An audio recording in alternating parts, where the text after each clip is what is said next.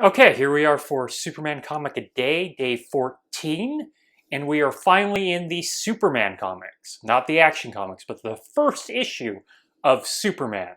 Now, the problem with my whole Superman Comic a Day when it comes to the Superman comics is it's actually about 4 Superman stories in one, and if I were to do each one to the amount I do each Action comic book story, we would probably have a 40-plus minute video.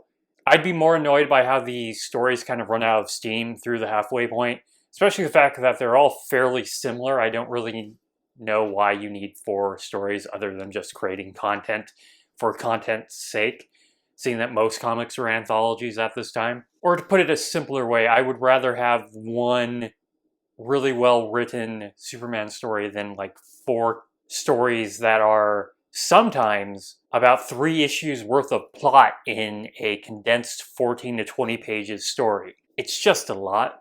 So going forward, when we eventually get to Superman comics that have actually 4 new stories in them, I'm going to do them one at a time. This doesn't really matter here because though we have 4 stories, only one of them is new. The 3 other stories are all reprints of Action Comics stories, including Action Comics number 4, Superman Gridiron Hero. And if you haven't seen my review on Superman Gridiron Hero, you need to watch Ep 4 of this series, or Day 4 of this series, because it is just wild.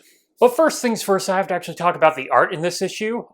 It is just Jerry Siegel and Joe Shuster. Joe Shuster has been co-inking the last couple Action Comics. From what I can guess, it was to give him more time to work on the Superman issue, and it shows. Not only are there more panels per page, the art is a lot cleaner. It just looks so much better than pretty much every issue of Action Comic coming up to now. And it's such a drastic contrast when the first story, and the only story we're talking about, Clark Kent Gets a Job, turns right into Superman, Champion of the Oppressor from Action Comics number 1. And you turn the page and you see the art go from that story to the other story. It's whiplash. I honestly think all these comics would look better if everyone had a week or 2 more time to work on these comics. So this story is fairly short compared to the other ones. It is a prequel, or to say it is the first half of what should have been a complete story in Action Comic Books number 1. So we're finally getting an explanation of why in Action Comics number 1 he's holding a bound and gagged woman and jumping through the night. Okay, we understand she's the actual murderer, but we're getting the whole story of that. But before that, we actually get another introduction page. And actually it's about 2 pages, and we get so much new information. As mentioned there, the Kents didn't exist. Krypton wasn't named. We're still in what is presumed Cleveland, Ohio, and not Metropolis. That last one is not fixed, but we right away get the destruction of the planet Krypton, named Krypton. And we see the baby get found by an old couple referred to as the Kents. They still drop him off at the orphanage, but the orphanage happily gives him over. So there's still going to be a problem here that when Superman shows up, an orphanage in Kansas somewhere should immediately know who he is. They happily give him up to the Kents. And the best part about this is you get one panel of the Kents that distill the whole idea of the Kents. You have not named Jonathan telling him that he needs to keep his identity safe, which is a big part of what Jonathan does instill on him. And non-named Martha Kent telling him he needs to eventually use his powers to do good in the world. Where was she like 10 days ago when he was kidnapping guys and destroying slums? Also now with the sort of bigger panel layout, Jerry Siegel is allowed to tell his story in like multiple panels. So instead of just like really big narration in one panel, you get like a nice distilled sentence, or maybe 3 sentences over the course of 3 panels. It just looks so much better. And it reads better instead of turning the page and seeing a wall of text. We are nowhere near done with seeing a wall of text on a page with Siegel. And honestly, you're probably not going to be done with that until never. Some writers still do that. It starts kind of going away, especially in the 90s and now. Some writers still have the natural inclination to overwrite and not trust what your artist is going to show. But we still have the 1/8 of mile jumping and undefined maximum strength, along with only being hurt by a bursting shell, which I presume is a cannon or a mortar, but that hasn't come up yet, and nothing has hurt him yet.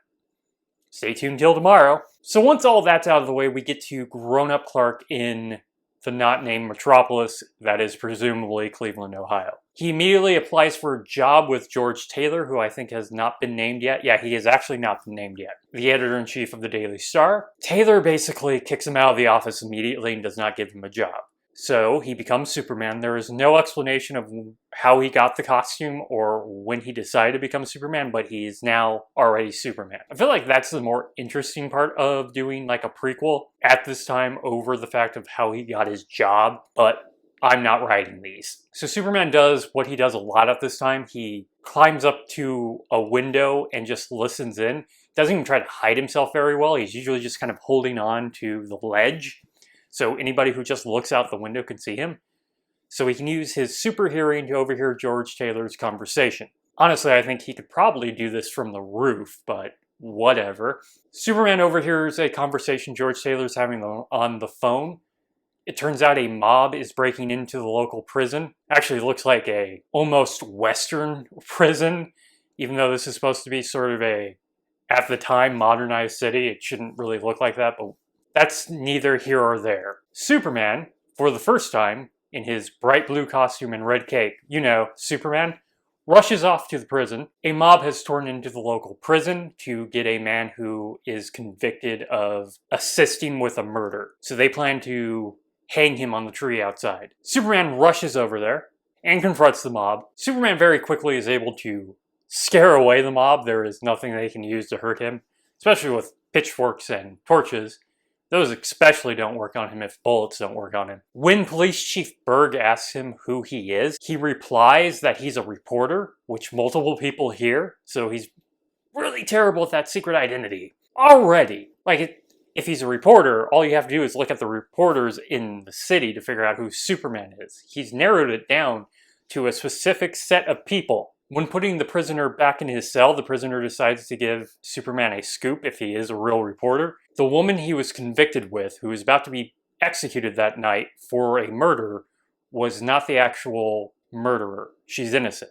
Evelyn Curry was convicted for murdering a man named Kennedy. According to the prisoner, the actual culprit is B. Carroll of the Pillow nightclub, which Superman, without doing any sort of actual reporting, he goes over and confronts B at that nightclub. This being an early Golden Age story written by Jerry Siegel, how does he deal with this problem? Well, he threatens her and forces her to sign a confession, which should not hold up in court.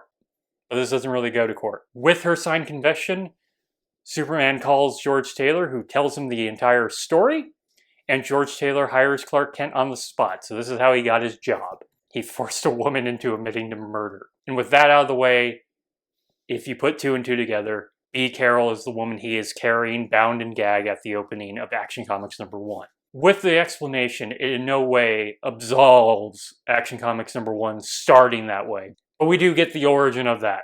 It's not great either, but it's what we have. So now going forward, we're going to run into a Superman issue every 2 or 3 issues. It came out like once a season for a while before it became a actual mainstay. You're already getting an Action Comics Superman at the time, so why even bother having a Superman series other than he was super popular and made money? But if the Superman issues remain, especially with the art at this quality, I'm looking forward to reading these more than the actual Action Comics.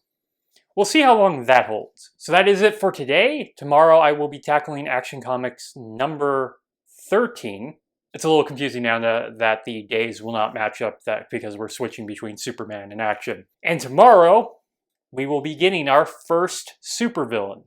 Actually, the first ever supervillain in the DC universe. Or ever. Unless you count like Fu Manchu from literature. That's its own argument. But I'll talk to you guys tomorrow. If you like this video, like and subscribe. Hit the bell icon to get notifications when a new video comes up. I do this Monday through Friday. And this Friday, I'm going to be doing something different like last Friday. So I'll talk to you guys tomorrow.